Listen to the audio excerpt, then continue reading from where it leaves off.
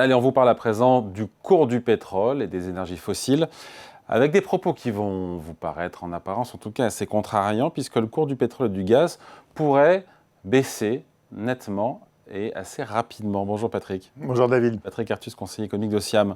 Selon vous, on va vers un monde de l'énergie qui serait très peu cher. Moi, je veux bien, mais on est comme tributaire de ce qui se passe dans le détroit d'Ormuz, avec la reprise d'hostilité, des navires qui sont attaqués de part et d'autre, les déclarations de Trump qui font remonter quand même le prix, le cours du pétrole. Évidemment, ce que je vais dire est conditionné au fait que la paix revient vraiment entre l'Iran et les États-Unis. Si on a un redémarrage des hostilités, ce scénario sera repoussé à plus tard. Bon, on peut être inquiet, des revirements de Trump qui dit que la paix est là et puis qu'il dit que le cessez-le-feu est fini. Enfin, on est dans un monde de très grande incertitude. Ce que je voulais dire, c'est que fondamentalement, c'était le cas dans les analyses de l'OPEP, de l'Agence internationale de l'énergie, avant le début de la guerre entre l'Iran et les États-Unis. Et c'est le cas structurellement, le monde a trop de pétrole. Il y a un excès d'offres de pétrole.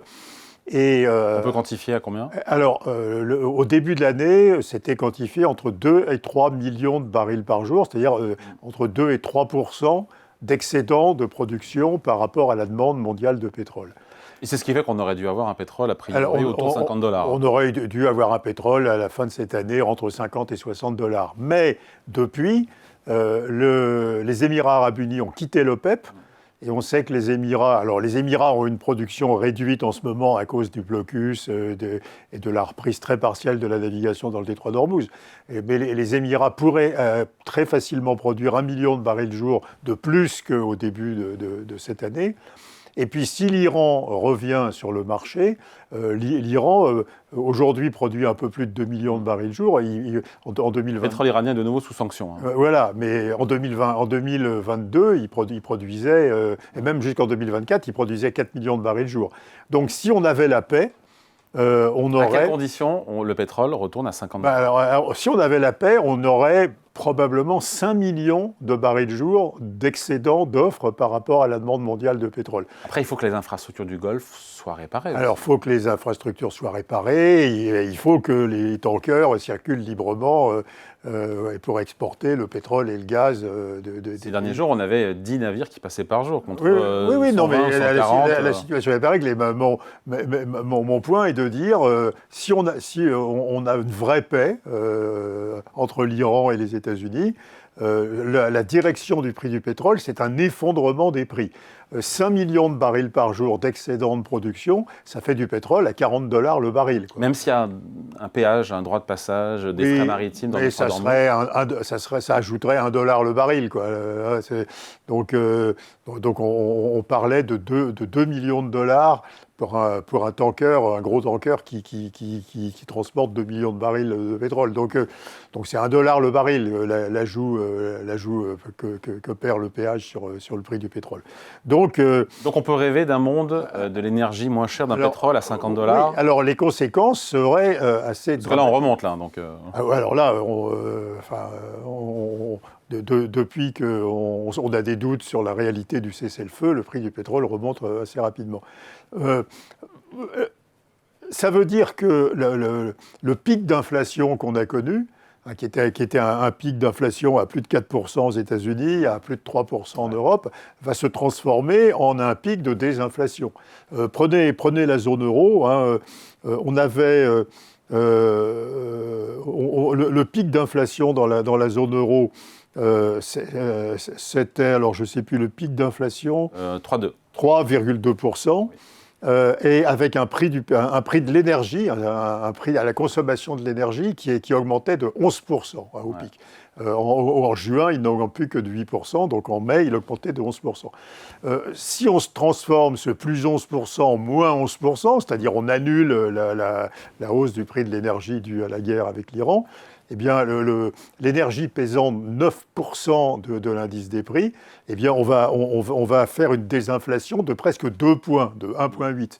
Et donc, on va passer de 3,2 d'inflation à 3,2 moins 1,8, 1,4 d'inflation. Et donc, on va passer très en dessous de l'objectif. Donc, c'est bon pour les consommateurs. C'est bon pour les consommateurs, c'est pas bon pour les pays producteurs de pétrole. Ça mettra la BCE dans la gêne parce que la hausse des taux d'intérêt de 25 points de base qu'elle a faite au mois de juin était conditionnée au maintien d'une inflation supérieure à 2%, et l'inflation, en particulier l'inflation sous-jacente, continuerait, rebaisserait. Et c'est très mauvais pour les pays producteurs de pétrole, pour la Russie, et pour les pays du Golfe et pour les États-Unis. Les États-Unis sont le plus grand gagnant du point de vue économique, puisqu'ils produisent pratiquement 12 millions. La condition, en tout cas, c'est que les choses tiennent et qu'il y a une paix. La condition, c'est la liberté de navigation dans le détroit d'Ormuz et la liberté d'exporter le pétrole et le gaz. Et là, on a un pétrole à $50 dans les prochains trimestres. Alors, il faudra le temps que les tankers qui sont dans le détroit d'Ormuz sortent. Il faudra le temps de réparer les infrastructures. Mais disons, dans un an, dans ce scénario où à nouveau l'Iran reviendrait sur le marché et les Émirats produiraient plus, parce que en réalité, le cartel de l'OPEP explose. Il y avait un cartel qu'on appelait l'OPEP+, qui était l'OPEP plus la Russie. Il explose complètement. Les Russes produisent le plus possible, les Émirats veulent produire davantage, etc. Donc, avec explosion du cartel et puis de l'augmentation de la production dans d'autres pays, le Guyana, le Brésil, etc., le retour probablement d'un peu de plus de production au Venezuela, on va avoir un oil glut, on va avoir beaucoup de pétrole qui se présente sur le marché. Et donc, on ne peut pas exclure, à nouveau, si la paix revient, un pétrole à $40 le baril dans un an et demi. Ce qui serait vraiment tout à fait différent comme environnement économique de ce qu'on a connu. On met quelle probabilité, on se quitte là-dessus, on met quelle probabilité sur ça? Alors, c'est de la géopolitique, c'est pas de l'économie.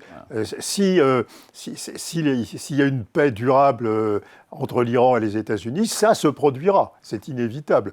Et donc, c'est pas une incertitude économique, c'est une incertitude géopolitique. Est-ce qu'on peut avoir une paix durable entre l'Iran et les États-Unis? Ça, on n'a pas la réponse. Allez, merci beaucoup Patrick Artus. Merci Patrick. Merci David.